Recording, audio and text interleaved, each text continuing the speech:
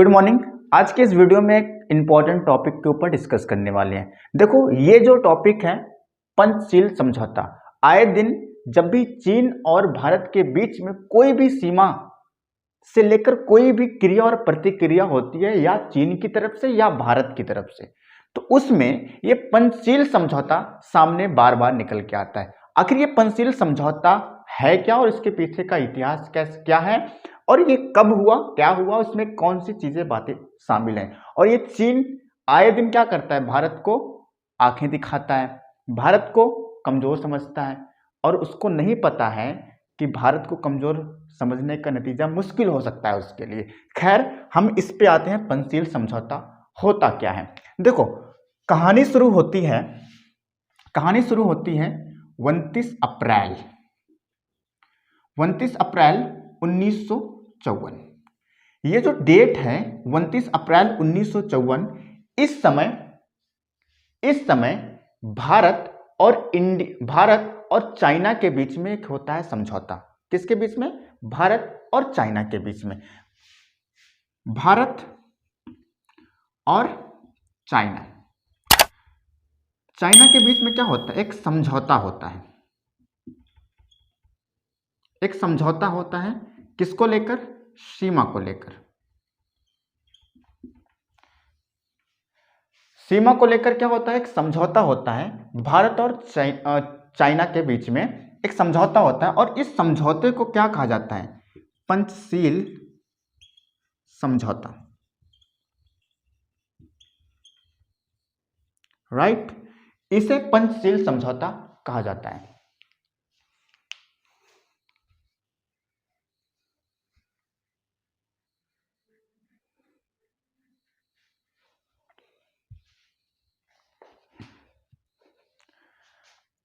और साथ ही ये भी समझते हुए चलते हैं कि ये पंचशील समझौते की जरूरत क्यों पड़ी, क्या था ये चीन और भारत का मामला। देखो, ये जो भारत है हमारा और ये जो चीन है, इन चीन की सीमा भारत से कुछ साझा करती है, अभी हम आगे डिस्कस कर लेंगे। और भारत की सीमा चीन से छूती है। तो चीन जो है भारत को आए दिन क्या करता रहता था? धमकाता रहता था, ठीक है, और कुछ जमीनों को अपना बताता है। और अभी रिसेंटली न्यूज अगर आप देखो तो ये क्या करता है कि अपना नक्शा जो जारी किया है उसमें भारत की कुछ जमीनों को अपना बताता है, मतलब अपने नक्शे में दिखा रहा है। इतने ज्यादा ये होशियारी कर रहे हैं।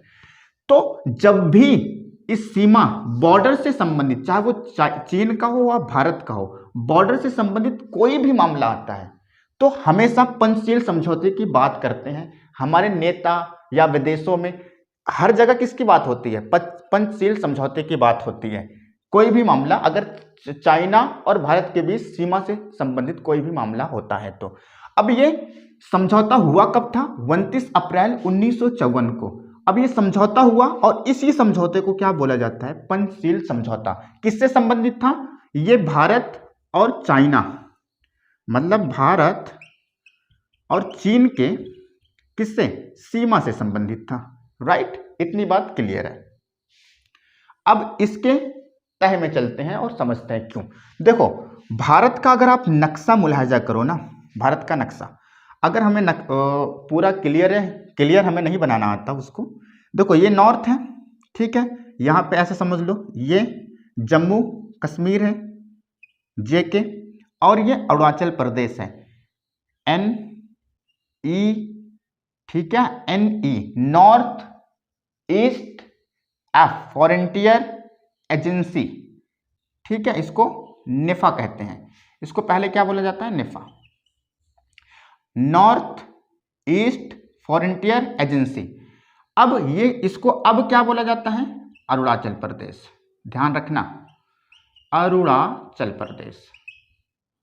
जो अरुणाचल प्रदेश है ये हमारे ईस्ट में है। देखो, ये ईस्ट के नाम से आया था, ईस्ट, इसे बोला जाता है नॉर्थ। ये नॉर्थ ईस्ट का स्टेट है अरुणाचल प्रदेश। इसको पहले नेफा के नाम से मशहूर था और बुलाया जाता था। कब? जब अंग्रेजों का राज्य था तब। नॉर्थ ईस्ट फ्रंटियर एजेंसी, अब का अरुणाचल प्रदेश। अब देखो, जम्मू कश्मीर ये है और अरुणाचल प्रदेश ये है, नॉर्थ ईस्ट का एरिया।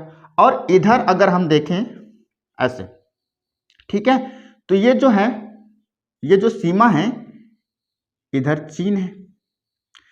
तो चीन से भारत की जो सीमा है, चीन से जो भारत की सीमा है, ये लगभग 3500 किलोमीटर, कितना, 3500 किलोमीटर की सीमा, 3500 किलोमीटर की सीमा चीन की भारत से छूती है, भारत से लगती है, भारत से टच होती है।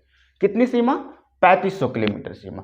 तो चीन क्या करता है, चीन जबरदस्ती भारत की सीमा के अंदर हस्तक्षेप करता है और जबरदस्ती उसमें मतलब मतभेद पैदा करता है, जिस वजह से बहुत सारी प्रॉब्लम्स खड़ी होती है। तो मतलब जम्मू कश्मीर से even north east frontier agency तक जो सीमा है, उस सीमा को 3500 किलोमीटर मतलब का दायरा है, 3500 किलोमीटर लंबा है चीन की सीमा भारत से। ठीक है, ये रही इसकी बात। अब आगे क्या होता है, अब आगे ये होता है, देखो भारत और चीन, इनकी सीमा कितनी है, 3500 किलोमीटर। कितनी है, 3500 किलोमीटर, राइट। क्या सीमा, मतलब भारत की सीमा चीन से जो लगती है वो 3500 किलोमीटर लगती है। आगे क्या बात है, फंडा है। अब इस सीमा से संबंधित मतभेद होते रहते हैं। क्या मतभेद, चीन कुछ हिस्सा अपना बताता है, ठीक है, कुछ हिस्से पर कब्जा कर बैठा। अभी अरुणाचल प्रदेश का कुछ एरिया ये चीन के मतलब कब्जे में है, ठीक है। उसके बाद ये आए दिन क्या करता रहता है, सीमा से लेकर उपद्रव करता रहता है और सीमा से लेकर ये मतलब मतभेद करता रहता है। तो जब भी आए दिन मतभेद होते हैं सीमा से संबंधित, तो इस सीमा से संबंधित जब भी मतभेद होता है तो पंचशील समझौता सामने आता है। भैया लोग कहते हैं पंचशील समझौता हुआ था, ठीक है। अब जब पंचशील समझौते की बात हमारे नेता, ठीक है, हमारी गवर्नमेंट करती है कि पंचशील समझौता हुआ है, इसके बावजूद चीन भारत की जमीन पर क्यों कब्जा कर रहा है, या चीन भारत की सीमा के बीच में मतभेद क्यों कर रहा है, चीन भारत के कामों में इंटरफेयर क्यों कर रहा है, कौन होता है चीन इंटरफेयर करने वाला। तो जब भी मतभेद होता है चाइना और भारत के बीच में सीमा से, बॉर्डर से रिलेटेड, तो तब भी पंचशील समझौते की बात करते मिल जाएंगे आप न्यूज में, ठीक है। नेता वगैरह जितने भी होंगे पंचशील समझौते की बात करेंगे। अब ये जब भी पंचशील समझौते की बात होती है तो कहा जाता है ये पंचशील समझौता नेहरू की बड़ी भूल थी, बड़ी भूल थी।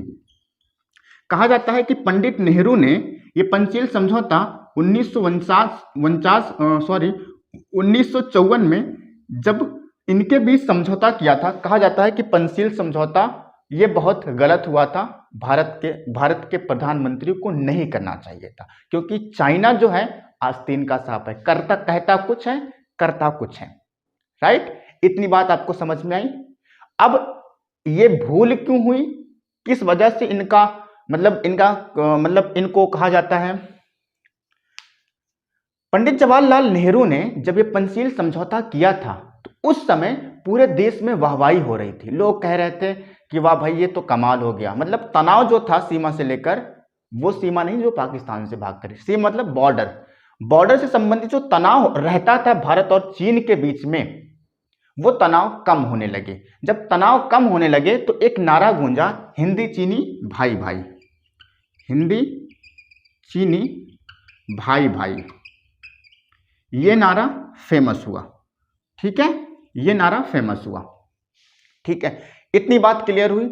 अब नेहरू जी ने, पहले तो बहुत ज्यादा वाहवाही हुई चीन और पंचशील समझौते की, बहुत ज्यादा वाहवाही हुई कि पंडित जवाहरलाल नेहरू ने बहुत अच्छा काम कर डाला, तनाव बहुत कम हो गया, ठीक है। लेकिन कुछ दिनों बाद ये चीन अपना रंग दिखाना शुरू किया, चीन अपनी दुश्मनी दिखाना शुरू किया।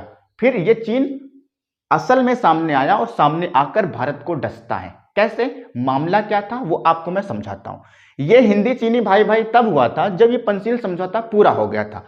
अब क्लियर मामला क्या है, ये पंचशील समझौते की नौबत क्यों आई, वजह क्या थी। वजह मैंने एक चीज बताई आपको, सीमा मतलब यार वो पाकिस्तान की सीमा नहीं, एक्चुअली बॉर्डर की बात कर रहा हूं। तो सीमा से संबंधित जो ये मामला था उठा क्यों, पंचशील समझौते की जरूरत क्यों पड़ी, अभी आपको वो चीज क्लियर हो जाएगी, ठीक है। इतनी बात क्लियर हुई, मैं इसको मिटा दूं तो आपको समझाऊं।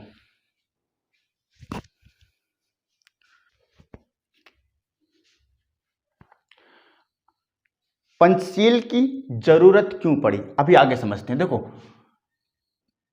तिब्बत का मामला।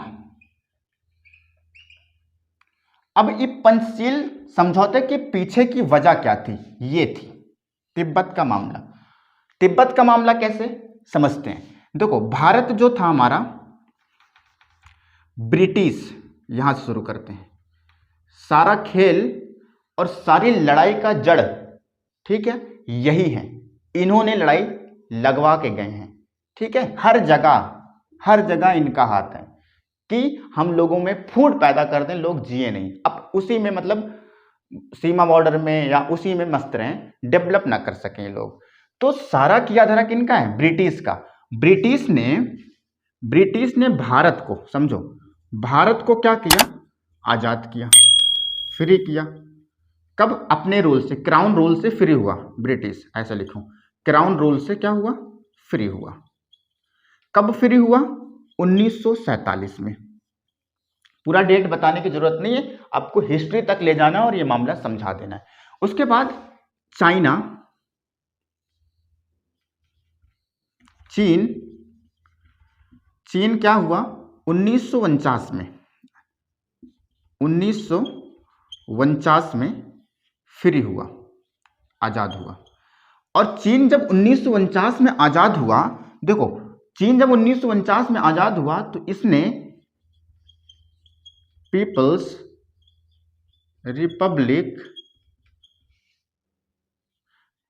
Republic of China, People's Republic of China के नाम से अपने देश को साम्यवाद देश बना दिया, साम्यवाद देश घोषित कर दिया। तो मतलब इसका जो राह था, ये जिस राह पे चलना शुरू किया था, वो साम्यवादी विचारधारा थी, साम्यवादी विचारधारा। मतलब 1949 में चीन आजाद होने के बाद अपनी कंट्री को Peoples of Republic of China के नाम से अनाउंस करता है, और अनाउंस करने के बाद साम्यवादी विचारधारा पर या साम्यवादी व्यवस्था पर चलना शुरू कर देता है आजादी के बाद। इतनी बात क्लियर। अब इधर समझो, ब्रिटिश क्राउन के, ब्रिटिश रूल से भारत जो है 1947 में, 15 अगस्त 1947 में फ्री हो गया, स्वतंत्र हो गया। स्वतंत्र होने के बाद भारत जो है वो लोकतंत्र की राह पर चलने लगा। अब देखो, ये साम्यवादी राह पर चल रहा है और ये लोकतंत्र की राह पर चल रहा है। दोनों की विचारधारा में जमीन आसमान का फर्क है, इसमें और इसमें, लोकतंत्र और साम्यवाद की विचारधारा में जमीन आसमान का फर्क है। अब दोनों देशों ने अपना सफर साथ साथ शुरू कर दिया। किसने, चाइना और इंडिया। लेकिन उस समय इंडिया आजाद तो हो गया था 1947 में, लेकिन इसका संविधान जो लागू हुआ, ये सभी को पता है, 26 जनवरी 1950 को लागू हो गया, ठीक है। 26 जनवरी 1950 को संविधान लागू हुआ, लेकिन हमारे देश का हो गया था बंटवारा।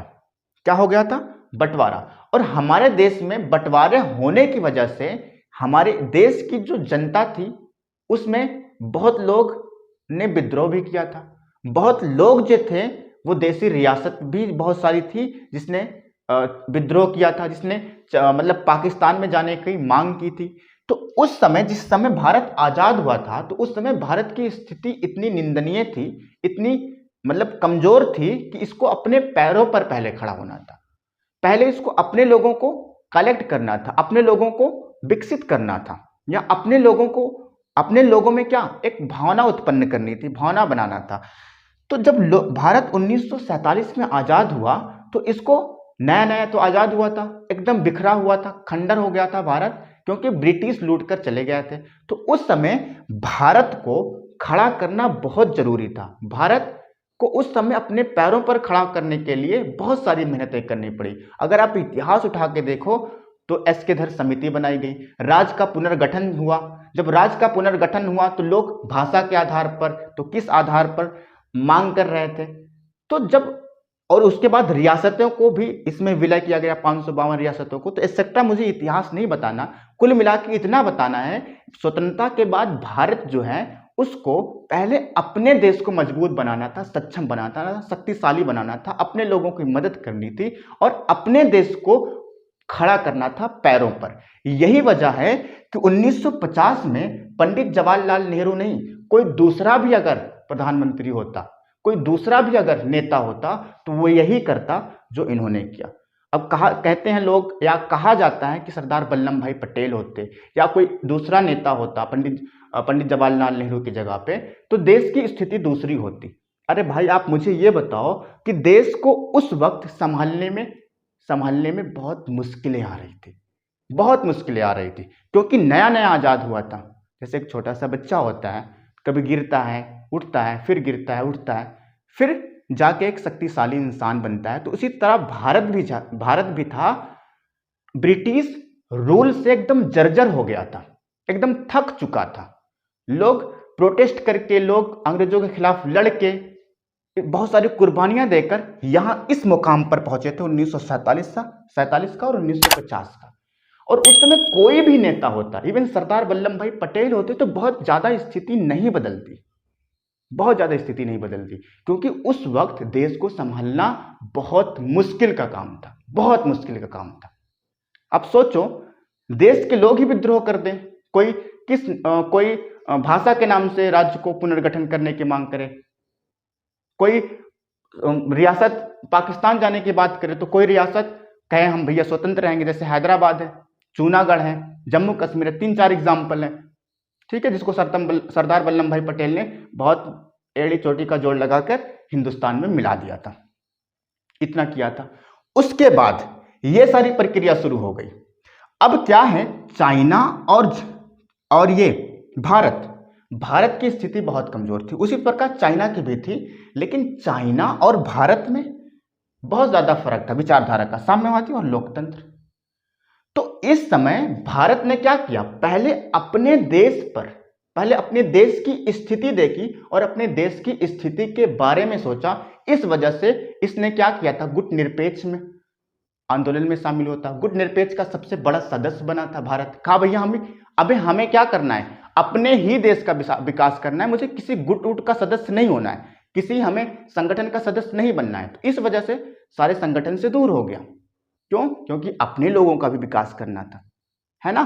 तो इस प्रकार भारत जो है अपने नीतियों, मतलब अपने देश के हित के लिए कार्य कर रहा था, बाकी उधर ध्यान ज्यादा नहीं दे रहा था कि चाइना क्या कर रहा है और चाइना के साथ क्या करना चाहिए। खैर, जब दोनों देश आजाद हुए तो आजाद होने के बाद एक घटना हो जाती है। घटना क्या होती है, आगे समझते हैं।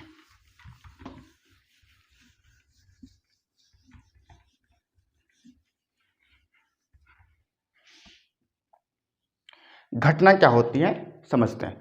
देखो, चाइना और भारत दोनों आजाद हुए, लेकिन अगर आप नक्शा मुलाहिजा करें, नक्शा देखें, तो इधर चीन और ये हमारा प्यारा भारत, ठीक है, जम्मू कश्मीर, ये अरुणाचल प्रदेश, राइट, ईस्ट में। अब जो सीमा समझना, यहां पे ये चीन है, चीन की सीमा मैंने अभी पहले बताया 3500 किलोमीटर साझा करती है इंडिया से। किससे? इंडिया के बॉर्डर सीमा से लगती है 3500 किलोमीटर की सीमा चाइना की, राइट। इसी के साथ अब एक चीज का और ध्यान देना, इसी के साथ यहां पर जब भारत भी आजाद हुआ 1947 में और चाइना आजाद हुआ 1949 में, दो फ्री देश बन गए। अब क्या हुआ, भारत और चीन के बीच में एक छोटा सा राज्य था, या छोटा सा देश कह लें, देश था जिसका नाम था तिब्बत। नाम आपको पता होगा, ये तिब्बत का भी मामला न्यूज में आता रहता है, आप न्यूज सुनते होंगे तो आपको पता होगा। ये तिब्बत भी क्या था, चीन और भारत के बीच में, ऐसे समझो, ये भारत है, ये चीन है, और चीन के बीच में ये छोटा सा एक स्टेट है, या राज्य कह लें या देश कह लें, जिसका नाम क्या है, तिब्बत है। अब इस तिब्बत की सीमा भारत से भी लगती है और चाइना से भी लगती है। किसकी? भारत से भी लगती है और चाइना से भी लगती है। किसकी सीमा? तिब्बत की सीमा। और तिब्बत की सीमा चाइना से लगने की वजह से चाइना क्या करता है?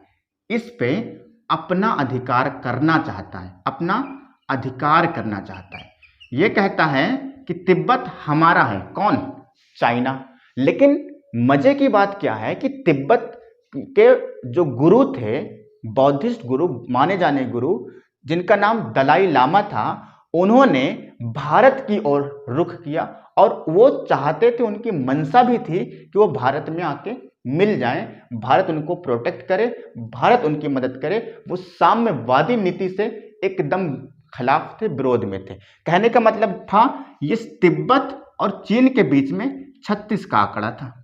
तिब्बत चीन को बिल्कुल भी नहीं पसंद करता था, लेकिन चाइना क्या करता था? चाइना तिब्बत को अपना बताता था।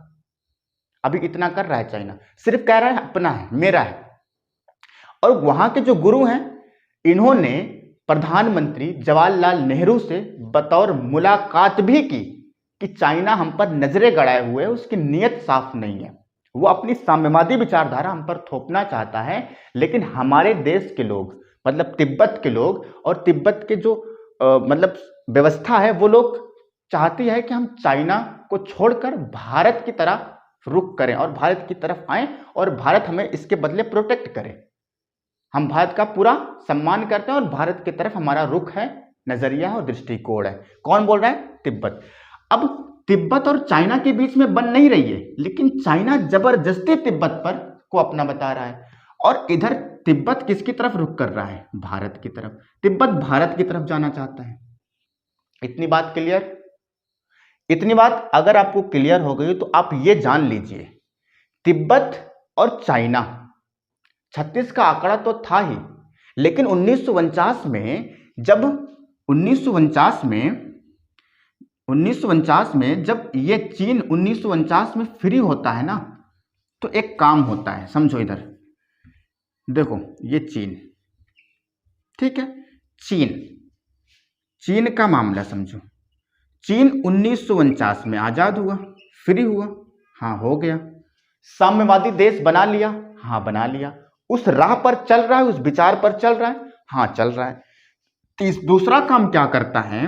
1950 आजादी के 1 साल बाद ये क्या करता है? तिब्बत पर क्या करता है? अटैक कर देता है। चीन ने क्या किया? तिब्बत पर अटैक कर दिया। और तिब्बत पर अटैक करने के बाद जब इन्होंने तिब्बत पर अटैक किया, अरे इधर मैं नक्शा बना के समझाऊं तो ज़्यादा बेहतर होगा। देखो ऐसे, ये समझो तिब्बत है, ठीक है, एक स्टेट है जिसका नाम है तिब्बत। तिब्बत पर ये चीन ने क्या कर दिया? अटैक कर दिया, ऐसे अटैक कर दिया। चीन ने तिब्बत पर क्या किया? अटैक कर दिया और तिब्बत को अपना राज्य घोषित कर दिया, ठीक है। तिब्बत को अपना राज्य किसने घोषित कर दिया? चाइना ने। चाइना बोलता है कि तिब्बत हमारा है। अटैक किया था कब? डेट यहां पे याद रखना, 1950 में। इतना कुछ हुआ। 1950 में चाइना ने तिब्बत पर जब अटैक कर दिया तो तिब्बत पर अटैक करके तिब्बत को अपना राज्य घोषित कर देता है कि नहीं ये मेरा राज्य है। फिर वहां के दलाई लामा आते हैं भारत, और आने के बाद जवाहरलाल नेहरू से मुलाकात भी करते हैं। लेकिन उसके बदले में मैंने आपको इससे पहले समझा दिया कि भारत की स्थिति बहुत जर्जर थी, ब्रिटिश क्राउन ने बहुत लूटा था, एकदम बगैर कपड़ों के भारत को छोड़ के चले गए थे। भारत के बदन पर कपड़े नहीं थे। अभी जवाहरलाल नेहरू क्या कर रहे हैं? भारत को कपड़े पहनाने में लगे हैं, मतलब भारत की स्थिति सुधारने में लगे हैं। देशी रियासतें बिखरी हुई है, देश का बंटवारा एक हो गया है, पूर्वी बंगाल का और पश्चिमी बंगाल का, मतलब देश का बंटवारा हो गया है। कुछ रियासतें हैं जो विद्रोह कर रही हैं, कुछ रियासतें हैं जो स्वतंत्र रहना चाहती हैं, कुछ लोग हैं जो भाषा के आधार पर राज्य का गठन की बात कर रहे हैं। तो भारत जो है उस समय बहुत जर्जर था। तो जब दलाई लामा आए थे फिर लौट कर आए थे, करीब ज्यादा डेट नहीं, 1950। और 1950 में क्या हुआ था, हमारा संविधान लागू हुआ था। तो उस समय जवाहरलाल नेहरू ने अपने राष्ट्र के बारे में सोचा कि अभी हमारा राष्ट्र जरूरी है, हमारा राष्ट्र जरूरी है। तो जवाहरलाल नेहरू ने दलाई लामा को समझा बुझाकर वापस भेज दिया। और चाइना ने क्या किया, चाइना ने क्या किया, तिब्बत पर अटैक कर लिया। अब मुश्किलें किसकी बढ़ने वाली है, इधर समझो। चीन यहां पर है, तिब्बत यहां पर है, भारत यहां पर है। अब जब चीन यहां पर आके बैठ गया, कहां पर, तिब्बत पर, तिब्बत पर चीन आके बैठ गया तो भारत आ गया टेंशन में। भारत क्या हुआ, भारत प्रभावित हुआ। भारत क्या हुआ, बहुत ज्यादा प्रभावित हुआ। अब खतरा किसके लिए हो गया, खतरा भारत के लिए बढ़ गया। ठीक है, खतरा भारत के लिए बढ़ गया। कब, जब तिब्बत पर चीन ने अटैक करके चीन से तिब्बत पे आके बैठ गया। और वो तिब्बत जो है वो करीब है भारत के। और जब भारत तिब्बत पे आके बैठा तो भारत का खतरा बढ़ गया, मुश्किलें बढ़ गई। तो अब क्या करेगी सरकार, अभी आगे समझते हैं इसको मिटाने के बाद। इतना सारा मामला समझ में आया आपको, क्लियर है। लेकिन अब क्या करेंगे, प्राइम मिनिस्टर जवाहरलाल नेहरू को चिट्ठी लिखी वल्लभ भाई पटेल ने। कहा, क्या कहा चिट्ठी में, कहा कि चाइना का जो नजरिया है ना, पहली चीज उन्होंने उनकी बेइज्जती की। चाइना विश्वासघाती है, धोखेबाज है। चाइना की जो नजर है ना, अब असम पर पड़ रही है। उसकी नजर असम पर गड़ाए हुए है अपनी नजर। और जितना जल्दी हो सके हमारे देश के प्राइम मिनिस्टर इस संबंध में समाधान करें, समस्या का समाधान जितनी जल्दी हो सके करें। किसने लिखा, सरदार वल्लभ भाई पटेल ने। लिखते हैं यहां पर, सरदार वल्लभ भाई पटेल, सरदार पटेल ने क्या लिखी, चिट्ठी। किसको लिखी, जवाहरलाल नेहरू को। अब जब जवाहरलाल नेहरू को इतने बड़े लीडर चिट्ठी लिख रहे हैं तो समस्या बड़ी होगी। ठीक है, तो 1952 में, कब, 1952 में किसकी, भारत और चाइना, भारत और चाइना के बीच में एक होती है मीटिंग। क्या होती है, मीटिंग। भारत और चाइना के बीच में होती है एक मीटिंग। क्या होती है, एक मीटिंग। इसमें चाइना और भारत दोनों होते हैं शामिल इस मीटिंग में। और इसमें पंडित जवाहरलाल नेहरू ने इस मीटिंग को इसलिए रखा था ताकि जवाहरलाल नेहरू जान सकें कि अब चाइना के मन में क्या चल रहा है। ठीक है, चाइना के मन में क्या है, वो सोच क्या रहा है। किसने, भारत के प्राइम मिनिस्टर ने सोचा। लेकिन चाइना के देखो, चाइना जो है ये भारत की हर मामले से, जो भारत बोल रहा है कि आपकी सीमा ये है, ये है, वे है, ठीक है, आप यहां तक रहेंगे, तो चीन जो है भारत की बात से सहमत था। क्या था, सहमत था, सहमत था। भारत के प्राइम मिनिस्टर ने, पीएम ने, जवाहरलाल नेहरू ने चाइना के सामने जो भी शर्त रखी थी, जो भी शर्त रखी थी, ये शर्त को क्या कर लेता है, एक्सेप्ट कर लेता है। कौन, चाइना एक्सेप्ट कर लिया। 1952 में जो भी बात रखी गई थी उस बात को चाइना मान लेता है। किसके द्वारा रखी गई थी, पीएम नेहरू के द्वारा। लेकिन चाइना की इसके पीछे क्या थी, चुप्पी थी। यह खामोश था, चुप था, खामोश था, मतलब मन में इसके चोर था।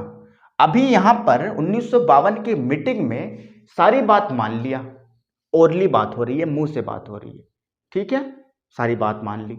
लेकिन चाइना ने अपना सबूत भी दे दिया कि मैं सहमत हूं, और इसी के धोखे में आ गए कौन, पीएम नेहरू। पीएम नेहरू धोखे में आ गए। इसी वजह से कहा जाता है कि पीएम नेहरू की सबसे बड़ी भूल थी। ठीक है, अब पीएम नेहरू ने जब उनसे जुबान से कहा चाइना से कि आपकी आपकी सीमा ये है, आप इस दायरे में रहिए, आप हमारे मामले में इंटरफेयर ना कीजिए, आपका ये मामला है, आपका ये सीमा है, आप हमारे मामले में इंटरफेयर ना कीजिए, मैं आपके मामले में इंटरफेयर नहीं करूंगा। दोनों आर्थिक विकास के साथ साथ साथ चलेंगे, दोनों शांतिपूर्वक अपना विकास करेंगे। जो जो बात ये कह रहे हैं जवाहरलाल नेहरू, वो बात चाइना मान ले रहा है। लेकिन चाइना के मन में चोर था, ये जानता था कि मुझे कुछ करना है आगे, ठीक है। और जब इन्होंने जुबान से बोला जवाहरलाल नेहरू ने, तो चाइना ने इसको मान लिया। लेकिन फिर जब ये संसद गए नेहरू जी, तो लोगों ने कहा कि आप तो जुबान से बोलकर चले आए हैं, कल को माने या ना माने फिर अटैक कर देगा। अभी तिब्बत पे आके बैठा है, कल को आके अटैक कर देगा इंडिया पे। और उस समय इंडिया परमाणु संपन्न नहीं था, पाकिस्तान था, आजाद पाकिस्तान था, लेकिन पाकिस्तान पहले परमाणु संपन्न बन गया था, लेकिन इंडिया परमाणु संपन्न देश नहीं था। तो जब इनका विरोध संसद में हुआ, किनका, जवाहरलाल नेहरू का, आपने जुबान से सिर्फ कहलवाया है, जुबान से उनसे सहमति ली है, लेकिन बाद में क्या करेगा, वो विद्रोह कर देगा, तो आप क्या करोगे। अब तो प्राइम मिनिस्टर नेहरू ने कहा कि मैं फिर क्या करूं, इसका कोई उपाय बताइए। कहां पर कह रहे हैं, संसद में। तो संसद में प्राइम मिनिस्टर नेहरू के सामने वहां के मेंबर ऑफ पार्लियामेंट ने कहा कि आप बकायदा लोगों के सामने एक पेपर पर सिग्नेचर ले लीजिए, हस्ताक्षर करवा लीजिए चाइना से। अगर चाइना हस्ताक्षर कर देता है तो मैं मान लूंगा कि चाइना ने सहमति जताई है, चाइना हमारी बातों से सहमत है। तो 1952 के बाद फिर एक डेट आती है 1954। कब, 29 अप्रैल, देखो 29 अप्रैल 1954। 29 अप्रैल 1954 को फिर चाइना को बुलाया जाता है और चाइना से कहा जाता है कि आपने जो सहमति जुबान से दी है, जो बात आपने जुबान से बोली है, वो चीज आप क्या कीजिए, इस लिखे गए पेपर पर साइन करके कह दीजिए, मैं आपको मान लूंगा। और यही धोखा था, इसी के साथ इन्होंने, चाइना ने क्या किया, धोखा दिया। और जब 1954 में चाइना क्या करता है, चाइना, सर जगह नहीं है, जगह नहीं है, इधर लिखते हैं।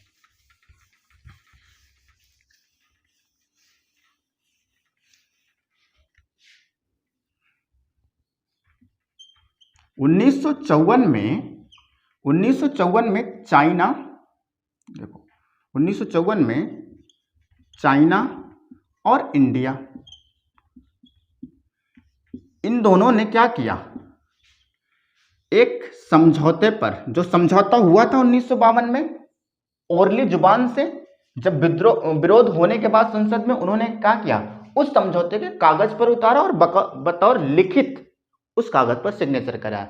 कल को चाइना विद्रोह करेगा तो कागज थमा देंगे उनको, ले देखो आपने, आपके प्राइम मिनिस्टर ने, जैसे सरकार वहां पे बदलती है, आपके प्राइम मिनिस्टर ने क्या किया था, राष्ट्रपति ने क्या किया था, सहमति व्यक्त की थी, ये सिग्नेचर है उनका। तो उन्होंने क्या किया, उस सहमति पर, किस पर, सहमति पर क्या किया, हस्ताक्षर कर दिया।